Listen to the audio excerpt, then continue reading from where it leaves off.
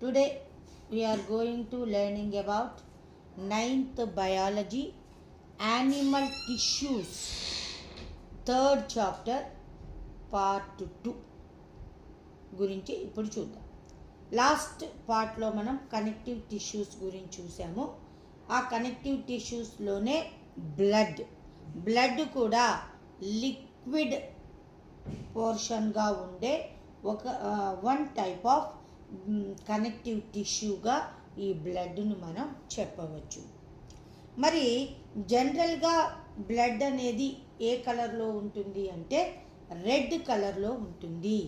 ఆ రెడ్ కలర్లో ఉండడానికి కారణం ఏంటి అంటే బ్లడ్లో హీమోగ్లోబిన్ అనే పిగ్మెంట్ లేదా ప్రోటీన్ ఉండటం వల్ల ఈ బ్లడ్ అనేది రెడ్ కలర్లో ఉంటుంది. బ్లడ్ అనేది 2 పార్ట్స్గా ఉంటుంది. ఒకటి లిక్విడ్ పోర్షన్ ఉంటుంది, ఇంకోటి సాలిడ్ పార్ట్ ఉంటుంది అని 2 టైప్స్గా బ్లడ్ అనేది డివైడ్ అయి ఉంటుంది. ఆ లిక్విడ్ పోర్షన్ ఏమంటారు అంటే ప్లాస్మా అని చెప్పేసి అంటూ ఉంటారు. మరి సాలిడ్ పార్ట్లో ఏముంటాయి అంటే బ్లడ్ సెల్స్ అనేవి ఉంటాయి. ప్లాస్మాలో 96% కూడా ఏముంటుంది అంటే వాటర్ ఉంటుంది. రిమైనింగ్ మొత్తం కూడా న్యూట్రియంట్స్, మినరల్స్, ఇక అదర్ పార్ట్స్ అనేవి ఆ ప్లాస్మాలో ప్రజెంట్ అయి ఉంటాయి. ఇక సాలిడ్ పార్ట్లో ఏముంటాయి అని చెప్పుకున్నాం మనం, బ్లడ్ సెల్స్ ఉంటాయి అని చెప్పుకున్నాం. ఈ బ్లడ్ సెల్స్ అనేవి ఎన్ని టైప్స్గా ఉంటాయి అంటే 3 టైప్స్గా ఉండటం జరుగుతుంది. ఒకటి ఆర్బీసీ అంటే రెడ్ బ్లడ్ సెల్స్, ఇంకొకటి డబ్ల్యూబీసీ అంటే వైట్ బ్లడ్ సెల్స్, ఇంకొకటి బ్లడ్ ప్లేట్లెట్స్ అని 3 టైప్స్గా ఈ బ్లడ్ సెల్స్ అనేవి ప్రజెంట్ అయి ఉండటం జరుగుతూ ఉంటుంది. ఇక నెక్స్ట్ వన్ ఏంటి అంటే కాక్రోచ్. మనం చూస్తుంటాం కాక్రోచెస్ కిచెన్లో వాటిల్లో ఉంటాయి కదా కాక్రోచెస్. వాటి యొక్క బ్లడ్ ఏ కలర్లో ఉంటుంది అంటే వైట్ కలర్లో ఉంటుంది. అంటే ఏంటి, అందులో హీమోగ్లోబిన్ అనే పిగ్మెంట్ ఆబ్సెంట్ అయి ఉంటుంది. That's why cockroach blood is in white colour. ఇంకా బ్లడ్లో 2 టైప్స్ ఆఫ్ సబ్స్టాన్సెస్ ప్రెజెంట్ అయి ఉంటాయి. ఫస్ట్ వన్ ఏంటి అంటే హెపారిన్ దేనికి యూజ్ అవుతుంది అంటే ఈ బ్లడ్ అనేది బ్లడ్ సెల్స్లో బ్లడ్ వెసల్స్లో క్లాట్ అవ్వకుండా ఈజీగా ఫ్లో అవ్వటానికి ఈ హెపారిన్ అనేది ఉపయోగపడుతుంది. ఇక నెక్స్ట్ వన్ ఏంటి అంటే ఫైబ్రినోజన్. ఈ ఫైబ్రినోజన్ ఏం చేస్తుంది అంటే బ్లడ్ క్లాట్ అవ్వడానికి ఉపయోగపడుతుంది. మరి బ్లడ్ అనేది ఎప్పుడు క్లాట్ అవుతుంది అంటే మనకేమైనా ఇంజురీ అయినప్పుడు ఆ బ్లడ్ అనేది మన బాడీ నుంచి బయటికి ఫ్లో అవుతుంది. ఆ ఫ్లో అయిన తర్వాత 1 or 2 minutesలో బ్లడ్ అనేది క్లాట్ అవుతుంది. ఆ బ్లడ్ క్లాట్ అవ్వటానికి ఉపయోగపడే సబ్స్టాన్స్ ఏంటి అంటే ఫైబ్రినోజన్ అని చెప్పటం జరుగుతూ ఉంటుంది. ఈ ఫైబ్రినోజన్ వల్లనే బ్లడ్ క్లాట్ అవుతూ ఉంటుంది. మరి బాడీ లోపల బ్లడ్ వెసల్స్లో బ్లడ్ అసలు క్లాట్ అవ్వకుండా ఉండటానికి ఉపయోగపడేది హెపారిన్ అని మనం చెప్పవచ్చు. మరి కొంతమందిలో ఇంజురీ జనరల్గా నార్మల్ పర్సన్లో ఇంజురీ అయిన వెంటనే 1 or 2 minutesలో ఈ బ్లడ్ అనేది క్లాట్ అవుతుంది. కానీ ఇంకొక రకమైన పర్సన్స్లో ఇంజురీ అయినప్పుడు బ్లడ్ ఫ్లో అవుతుంటా ఉంటుంది. అది ఎట్టి పరిస్థితుల్లో క్లాట్ అవ్వదు. అలా వాళ్ళకి బ్లడ్ లాస్ అవుతూనే ఉంటారు ఏదైనా ఇంజురీ అవుతే. అలాంటి సిచ్యువేషన్ని ఏమంటారు అంటే హీమోఫీలియా అని చెప్పేసి అంటూ ఉంటారు. ఇక హీమోఫీలియా గురించి మనం హయ్యర్ క్లాసెస్ గురించి వెళ్తుంటే అక్కడ దాని గురించి డీటెయిల్డ్గా ఇవ్వటం జరిగింది. ప్రజెంట్ మనం ఈ బ్లడ్లో ఉండే డిఫరెంట్ టైప్ ఆఫ్ బ్లడ్ సెల్స్ని ఒక్కసారి అబ్జర్వ్ చేద్దాం. RBC, WBC, blood platelets. ఆర్బీసీనే ఏమంటారు అంటే రెడ్ బ్లడ్ సెల్స్ అని చెప్పేసి అంటూ ఉంటారు. వీటినే ఏమంటారు అంటే ఎరిథ్రోసైట్స్ అని కూడా అంటారు. వీటిల్లో ఏ పిగ్మెంట్ ప్రజెంట్ అయి ఉంటుంది అంటే హీమోగ్లోబిన్ అనే పిగ్మెంట్ ప్రజెంట్ అయి ఉండటం వల్ల ఈ బ్లడ్ సెల్స్ అనేవి రెడ్ కలర్లో ఉంటాయి. మరి ఆర్బీసీ యొక్క లైఫ్ స్పాన్ ఎంతవరకు ఉంటుంది అంటే 120 డేస్. 120 డేస్ వరకు అవి లైవ్లీగా ఉంటాయి. 120 డేస్ తర్వాత ఈ రెడ్ బ్లడ్ సెల్స్ అనేవి డెడ్ అయిపోవటం జరుగుతూ ఉంటుంది. ఇంకొకటి ఏంటి అంటే మదర్ యొక్క వూంబ్లో అంటే తల్లి గర్భంలో ఉన్నప్పుడు ఆ బేబీ యొక్క రెడ్ బ్లడ్ సెల్స్ అనేవి ఎక్కడ తయారవుతాయి అంటే లివర్లోను స్ప్లీన్లోను తయారవుతాయి. ఇంకొకటి ఏంటి అంటే ఈ తల్లి యొక్క వూంబ్లో ఉన్నప్పుడు మాత్రమే ఈ రెడ్ బ్లడ్ సెల్స్లో న్యూక్లియస్ అనేది ప్రజెంట్ అయి ఉంటుంది. ఇక నెక్స్ట్ బేబీ బయటకు వచ్చేసిన తర్వాత వూంబ్ నుంచి బర్త్ అయిన తర్వాత ఆ బేబీలో ఈ బ్లడ్ సెల్స్ అనేవి ఎక్కడ తయారవుతాయి అంటే బోన్ మ్యారోలో తయారవుతాయి. ఈ బ్లడ్ సెల్స్ అనేవి బోన్ మ్యారోలో తయారవుతాయి. ఇంకొకటి ఏంటి అంటే ఈ మ్యామల్స్లో, మ్యామల్స్ అంటే హ్యూమన్ బీయింగ్స్ కూడా వస్తామన్నమాట.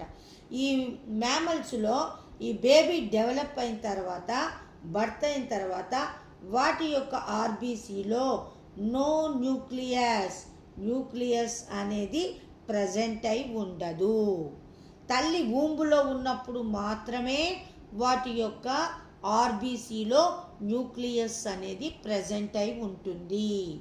వూంబులో ఉన్నప్పుడు ఆ బేబీలో బ్లడ్ సెల్స్ ఎక్కడ తయారవుతాయి అంటే లివర్లోను స్ప్లీన్లోను తయారవుతాయి.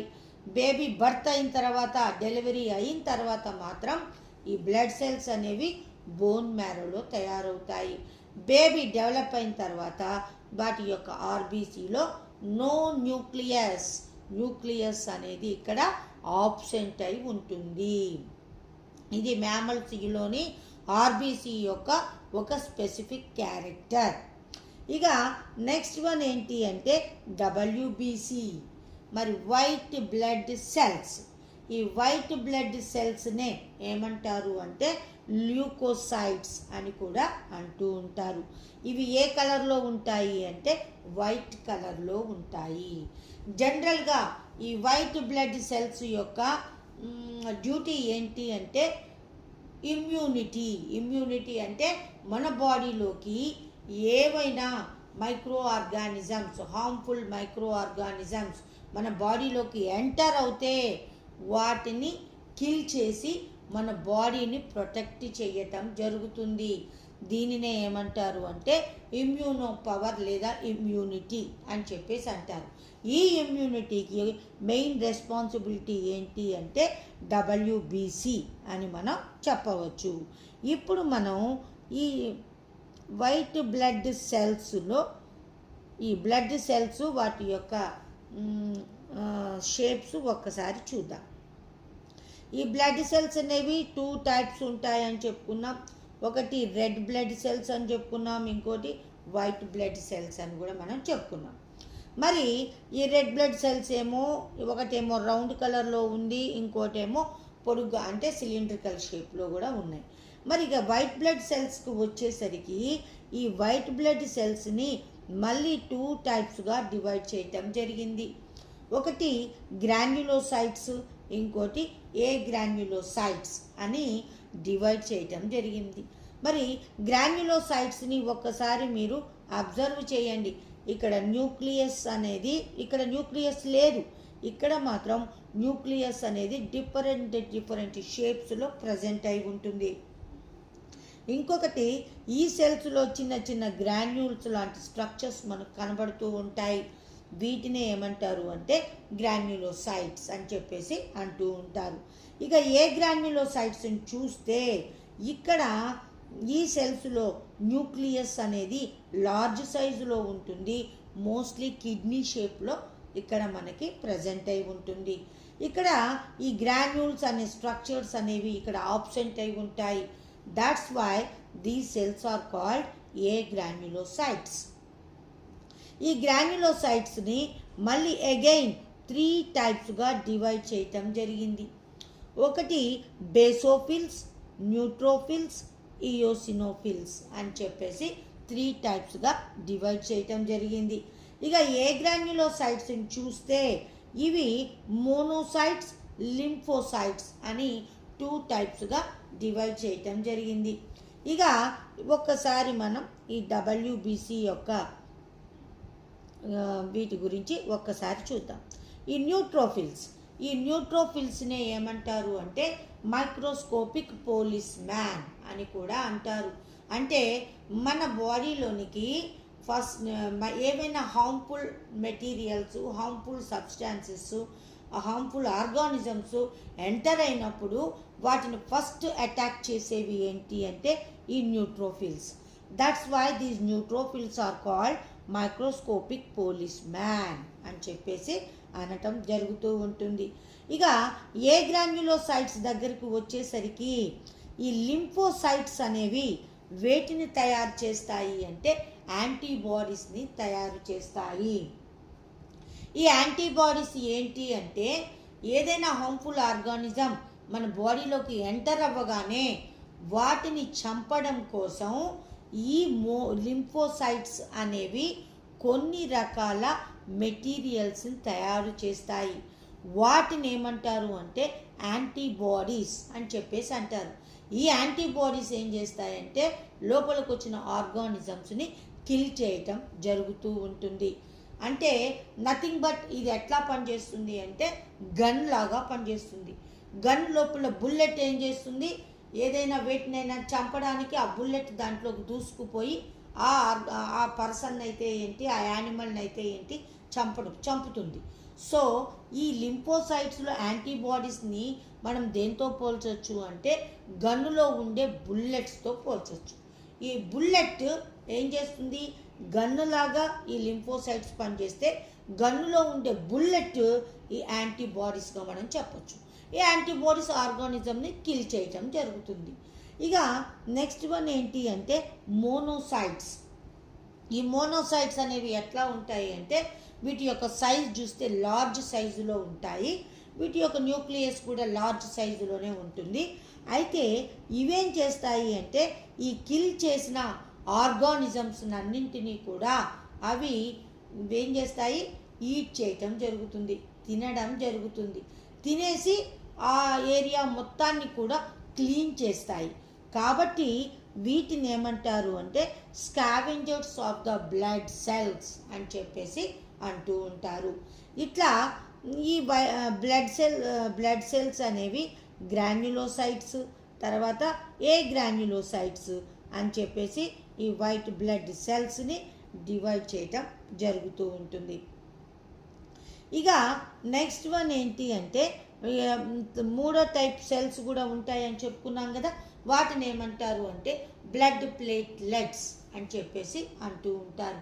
ఈ బ్లడ్ ప్లేట్లెట్స్లో కూడా న్యూక్లియస్ అనేది ప్రజెంట్ అయి ఉండదు. మరి ఈ బ్లడ్ ప్లేట్లెట్స్ యొక్క డ్యూటీ ఏంటి అంటే మనం ఆల్రెడీ ఇంతకుముందు చెప్పుకున్నాం, ఫైబ్రినోజన్ బ్లడ్ని క్లాట్ చేస్తుంది అని. ఆ ఫైబ్రినోజన్ని ఫామ్ చేసేది ఏంటి అంటే ఈ బ్లడ్ ప్లేట్లెట్స్. ఇవి బ్లడ్ క్లాటింగ్లో మెయిన్ కీ రోల్గా ఈ పార్టిసిపేట్ చేయటం జరుగుతుంది బ్లడ్ ప్లేట్లెట్స్. ఇక నెక్స్ట్ వన్ ఏంటి అంటే బ్లడ్ గ్రూప్స్. ఇక బ్లడ్ గ్రూప్స్లో A group, B group, AB group, O group అని చెప్పేసి 4 టైప్స్ ఆఫ్ బ్లడ్ గ్రూప్స్ అనేవి ఉండటం జరుగుతూ ఉంటుంది. మరి ఈ ఏబి గ్రూపు ఏంటి అంటే యూనివర్సల్ రెసిపియంట్. అంటే ఏ గ్రూపు వాళ్ళ రక్తమైనా సరే వీళ్ళకి ఎక్కించటానికి అవకాశం ఉంటుంది.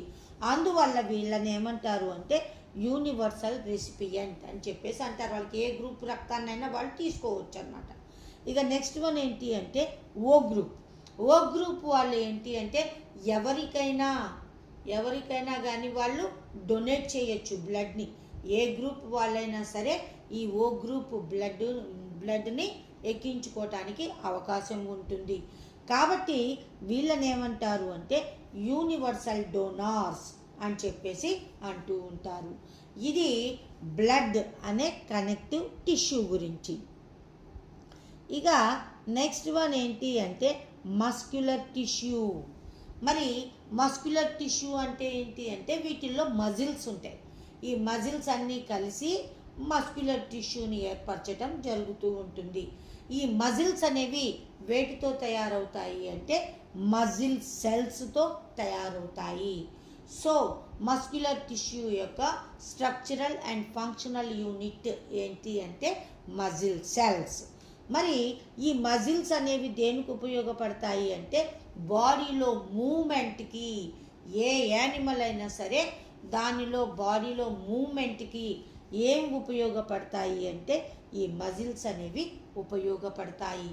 ఈ మజిల్స్ అనేవి బోన్స్కి ఒక చిన్న థ్రెడ్స్ లాంటి స్ట్రక్చర్స్తో అతుక్కొని ఉంటాయి, అటాచ్ అయి ఉంటాయి. ఆ థ్రెడ్స్ని ఏమంటారు అంటే టెండాన్స్ అని చెప్పేసి అంటూ ఉంటారు.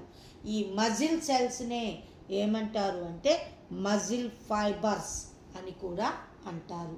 ఈ మజిల్స్లో ఉండే ప్రోటీన్స్ని ఏమంటారు అంటే కాంట్రాక్టైల్ ప్రోటీన్స్ అని చెప్పేసి అనటం జరుగుతూ ఉంటుంది. ఈ మజిల్ సెల్స్ అనేవి మెయిన్గా ఎన్ని టైప్స్ ఉంటాయి అంటే 3 టైప్స్గా డివైడ్ చేయటం జరుగుతుంది. ఒకటి స్ట్రయేటెడ్ మజిల్స్, ఇంకొకటి నాన్ స్ట్రయేటెడ్ మజిల్స్, ఇంకొకటి కార్డియాక్ మజిల్ అని చెప్పేసి 3 టైప్స్గా డివైడ్ చేయటం జరుగుతుంది. ఇప్పుడు మనం ఒక్కసారి ఈ మజిల్ సెల్స్ని ఒక్కసారి అబ్జర్వ్ చేద్దాం. స్ట్రయేటెడ్ మజిల్స్, స్మూత్ మజిల్స్, ఈ 2 టైప్స్ ఆఫ్ సెల్స్ ఇక్కడ మనకు కనబడుతున్నాయి. స్ట్రయేటెడ్ అంటే చారలు ఉంటాయి. ఆ మజిల్ సెల్లో మొత్తం కూడా డార్క్ వైట్ చారలుగా ఉంటుంది.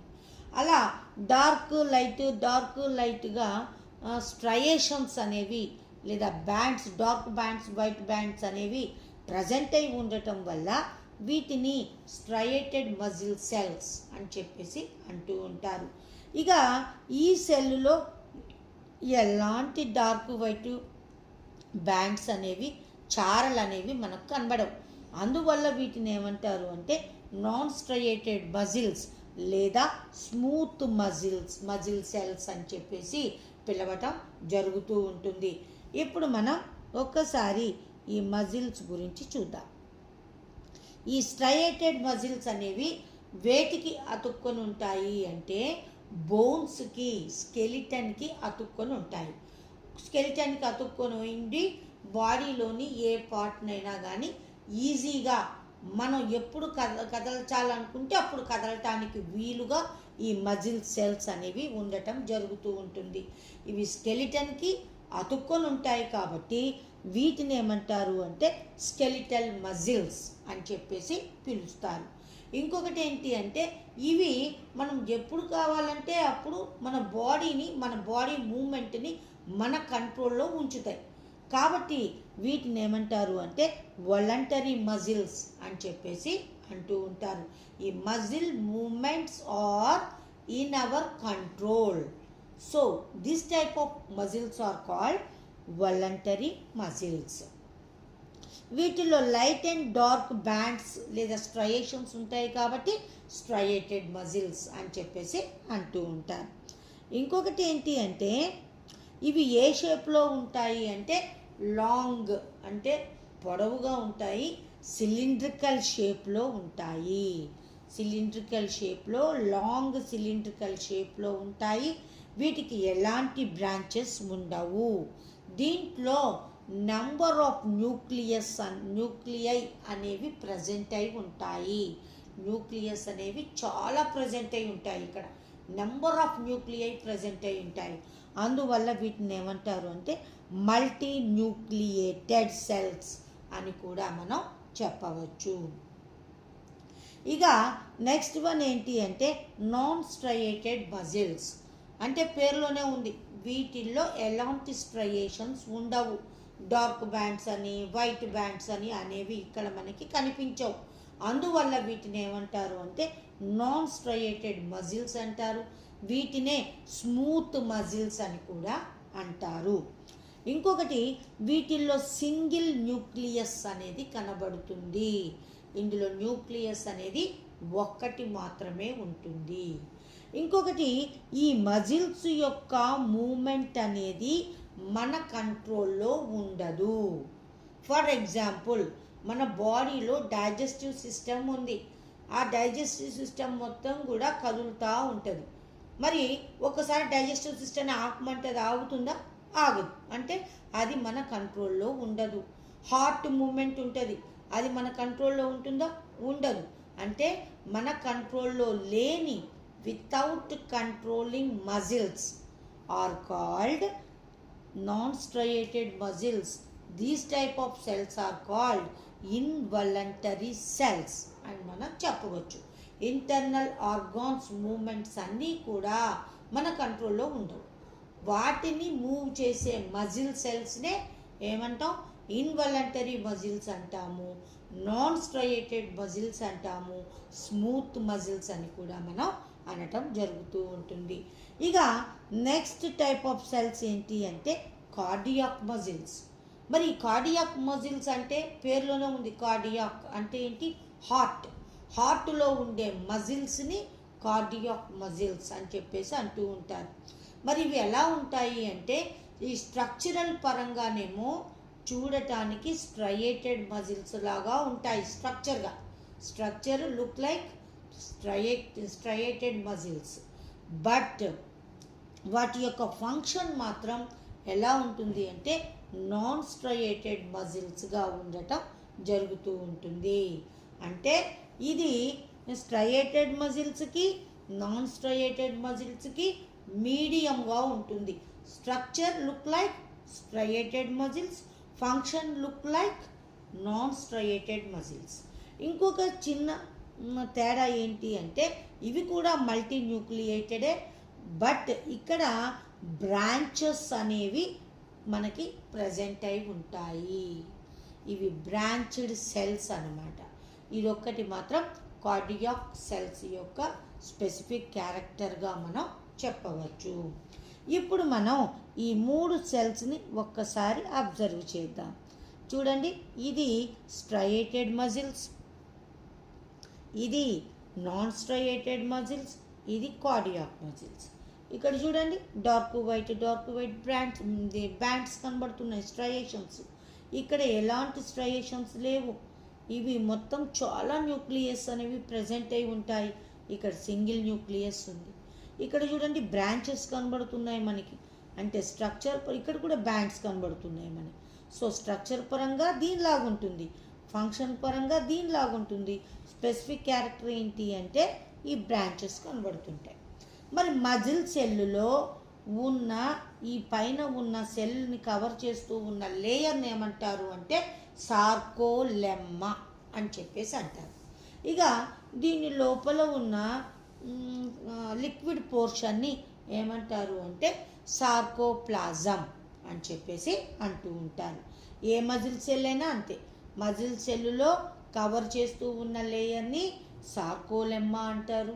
దాని లోపల ఉన్న లిక్విడ్ పోర్షన్ని సార్కోప్లాజం అని చెప్పేసి అంటూ ఉంటారు. ఇవి ఈ 3 cells, స్ట్రయేటెడ్ cells, non స్ట్రయేటెడ్ muscle cells, cardiac muscle cells అని చెప్పేసి మనం చెప్పటం జరుగుతూ ఉంటుంది. ఇక నెక్స్ట్ వన్ ఏంటి అంటే నర్వస్ టిష్యూ. ఈ నర్వస్ టిష్యూ మొత్తం కూడా నర్వస్ సెల్తో ఏర్పడుతుంది. ఆ నర్వ్ సెల్ని ఏమంటారు అంటే న్యూరాన్ అని చెప్పేసి కూడా అంటూ ఉంటారు. అంటే నర్వ్ యొక్క స్ట్రక్చరల్ అండ్ ఫంక్షనల్ యూనిట్ ఏంటి అంటే ఈ న్యూరాన్ లేదా నర్వ్ సెల్ అని మనం చెప్పవచ్చు. అయితే ఇప్పుడు మనం ఈ నర్వస్ టిష్యూ ఎట్లా పనిచేస్తుంది అన్నది మనం చూద్దాం. ఈ బ్రెయిన్ నుంచి, స్పైనల్ కార్డ్ నుంచి చాలా number of neurons, number of nerves అనేవి బయలుదేరుతాయి. ఆ నర్వ్స్ దేంతో తయారవుతాయి అంటే వేటితో ఏర్పడతాయి అంటే నర్వ్ సెల్స్తో ఏర్పడతాయి. ఈ నర్వ్ సెల్ని ఏమంటారు అంటే న్యూరాన్ అని చెప్పేసి అంటూ ఉంటారు. ఈ బ్రెయిన్ని మనం దేంతో పోల్చవచ్చు అంటే మన ఇంట్లో ఉండే మెయిన్తో ఈ బ్రెయిన్ పోల్చవచ్చు. మరి స్పైనల్ కార్డ్ని దేంతో పోల్చొచ్చు అంటే మనం వాటి నుంచి వచ్చే వైర్లతో ఈ స్పైనల్ కార్డ్ని పోల్చొచ్చు. మరి నర్వ్స్ని దేంతో పోల్చొచ్చు అని అంటే, మనం ఏ ఫ్యాన్ వేయాలనుకోండి, స్విచ్ వేస్తాం. ఆ స్విచ్ని మనం దేంతో పోల్చొచ్చు అంటే ఈ నర్వ్తో మనం పోల్చవచ్చు అన్నమాట. అంటే ఏంటి, ఇంట్లో కరెంట్ ఎట్లా పాస్ అవుతుందో అలాగే మన బాడీ నుంచి అన్ని రకాల మెసేజ్లన్నీ కూడా సేమ్ కరెంట్ టైప్లోనే ఈ నర్వ్స్ నుంచి స్పైనల్ కార్డ్ నుంచి బ్రెయిన్కి ఈ పాస్ అవ్వటం అనేది జరుగుతూ ఉంటుంది. సో ఎలక్ట్రిక్ కరెంట్ యొక్క పాసింగ్ని మనం ఈక్వల్ టు ఈ నర్వస్ టిష్యూతో మనం దాన్ని పోల్చవచ్చు అనమాట. అయితే ఇప్పుడు ఈ నర్వ్స్ని దేంతో పోలుస్తున్నారు, ఎలక్ట్రిక్ వైర్స్తో పోల్చటం జరుగుతూ ఉంది. ఇక నెక్స్ట్ వన్ ఏంటి అంటే బ్రెయిన్. ఈ బ్రెయిన్ స్పైనల్ కార్డ్ నుంచి ఏం వస్తాయని చెప్పుకున్నాం మనం, నర్వ్స్ వస్తాయి. నర్వ్ వేటితో తయారవుతాయి, నర్వ్ సెల్స్తో తయారవుతాయి. దాన్నే న్యూరాన్ అంటారు. ఈ న్యూరాన్ అనేది నర్వస్ సిస్టమ్ యొక్క స్ట్రక్చరల్ అండ్ ఫంక్షనల్ యూనిట్గా చెప్పొచ్చు అనమాట. ఇవి స్పెషలైజ్డ్ సెల్స్గా ఉంటాయి. ఏవైనా 2 న్యూరాన్స్ అనేవి ఒకేలాగా ఉండవు. 2 neurons are not same in appearance. అవి రెండు కూడా చూడటానికి ఏ 2 నర్వ్ సెల్స్ ఒకేలాగా ఉండవు. ప్రజెంట్ మనం ఒక నర్వ్ సెల్ని తీసుకొని దాని యొక్క స్ట్రక్చర్ని ఒక్కసారి మనం అబ్జర్వ్ చేద్దాం. ఫస్ట్ వన్, ఇది నర్వ్ సెల్. దీన్నే ఏమంటారు అంటే న్యూరాన్ అని చెప్పేసి అంటారు. దీంట్లో మెయిన్గా 2 పార్ట్స్ ఉంటాయి. ఈ పైన ఉన్న ఈ సర్కిల్ షేప్లో ఉన్న ఈ పార్ట్ని ఏమంటారు అంటే సైటాన్ అంటారు. ఈ కింద పొడవుగా ఉన్న ఈ పార్ట్ని ఏమంటారు అంటే యాక్సాన్ అని చెప్పేసి అంటూ ఉంటారు. మరి ఈ సైటాన్ యొక్క స్ట్రక్చర్ని ఒక్కసారి మనం అబ్జర్వ్ చేద్దాం. ఈ సైటాన్ అనేది ఎలా ఉంటుంది అంటే రౌండ్ స్ట్రక్చర్ని కలిగి ఉంటుంది. దీని లోపల ఒక పెద్ద న్యూక్లియస్ అనేది ప్రజెంట్ అయి ఉంటుంది. ఈ సైటాన్నే ఏమంటారు అంటే సెల్ బాడీ అని కూడా అంటారు. దీని లోపల మనకి న్యూక్లియస్ అనేది కనబడుతుంది. దీని లోపల ఈ సైటాన్ లోపల చిన్న చిన్న గ్రాన్యూల్స్ కనబడతాయి. వాటిని ఏమంటారు అంటే నిసిల్స్ గ్రాన్యూల్స్ అని చెప్పేసి పిలవటం జరుగుతూ ఉంటుంది. ఈ సైటాన్ నుంచి ఈ నెంబర్ ఆఫ్ బ్రాంచెస్ అనేవి అరైజ్ అవుతాయి. ఈ బ్రాంచెస్ని ఏమంటారు అంటే డెండ్రైట్స్ అని పిలవటం జరుగుతూ ఉంటుంది. ఇక సైటాన్ కింద ఇలాంగేటెడ్గా ఉన్న లాంగ్ ట్యూబ్ లైక్ స్ట్రక్చర్ని ఏమంటారు అంటే యాక్సాన్ అని చెప్పేసి అంటూ ఉంటారు. ఈ యాక్సాన్ని కవర్ చేస్తూ ఉన్న లేయర్ని ఏమంటారు అంటే మయలిన్ షీత్ అని చెప్పేసి అంటూ ఉంటారు. ఈ మయలిన్ షీత్ అనేది ఈ మొత్తం యాక్సాన్ని ఒకేలాగా కవర్ చేసి ఉంచదు. కొన్ని చోట్ల ఈ మయలిన్ షీత్ అనేది ఇట్లా ఆబ్సెంట్ అయి ఉంటుంది. ఇలా ఆబ్సెంట్ అయి ఉండటం వల్ల ఏమవుతుంది అంటే ఈ మయలిన్ షీత్లో అక్కడక్కడ గ్యాప్స్ రావటం జరుగుతుంది. ఆ గ్యాప్స్ని ఏమంటారు అంటే నోట్స్ ఆఫ్ రణ్వీర్ అని చెప్పేసి అంటూ ఉంటారు. ఈ యాక్సాన్ చివరన కూడా ఆ నంబర్ ఆఫ్ బ్రాంచెస్గా డివైడ్ అవుతాం జరుగుతుంది. వీటిని ఏమంటారు అంటే నర్వ్ టెర్మినల్స్ అని చెప్పేసి పిలుస్తూ ఉంటారు. ఈ నర్వ్ సెల్ యొక్క నర్వ్ టెర్మినల్స్ మళ్ళీ దేంతో అటాచ్ అయి ఉంటాయి అంటే వేరే నర్వ్ సెల్ యొక్క డెండ్రైట్స్తో అవి కాంటాక్ట్ అవ్వటం అనేది జరుగుతూ ఉంటుంది.